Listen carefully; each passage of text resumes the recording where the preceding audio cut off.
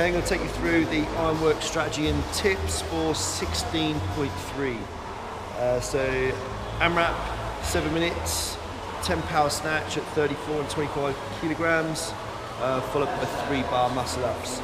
So yet again, we've had an introduction of another new movement, the bar muscle up. Got to say, I'm really happy about that. I think it's been far too long doing the wall ball and ring muscle up combination. So really cool to see that introduced this year. Don't forget the tiebreaker at the end of each round. The time needs to be written down if you are in a tiebreak with other athletes. So be aware of that.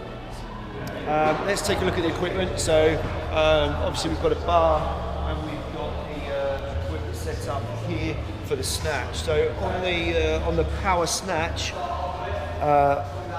one of the things that I think is a good idea is to double clip, especially if you're going to be dropping that bar. The clips slowly start to slide off. You don't want to be wasting time placing weights back on. Other things with this, make sure that you warm up. Do not go wild swinging the bar around. Make sure you do good drills. Most importantly, keeping the bar very close to you, both on the upward phase and on the way back down. Keeping that bar nice and close, really important for efficiency of movement.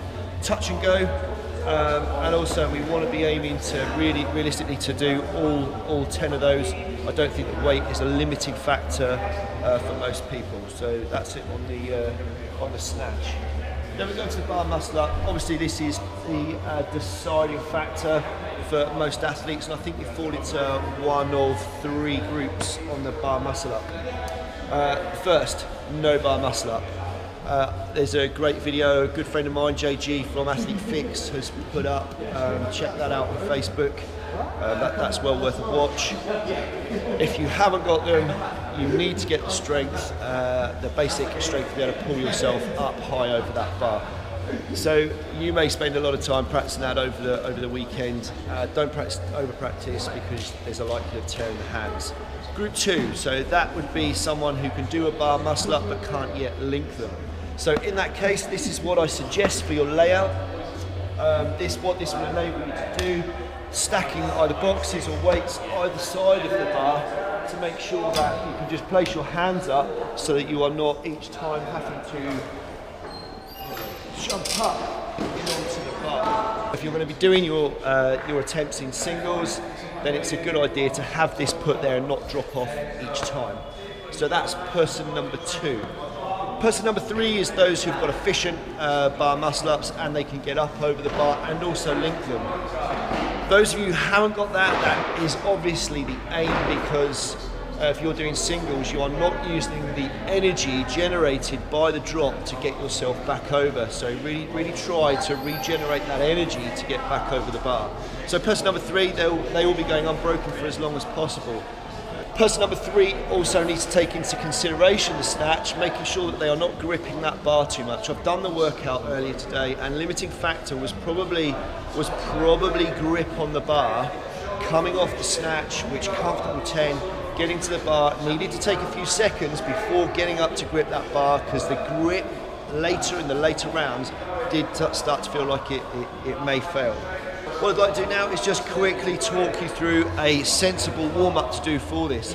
So if we start off with a razor, I like the idea of getting over to the CV equipment using either a rower or especially the air bike, and spending up to 10 minutes on a progressive every 2 minutes, just upping the tempo a bit on the CV equipment.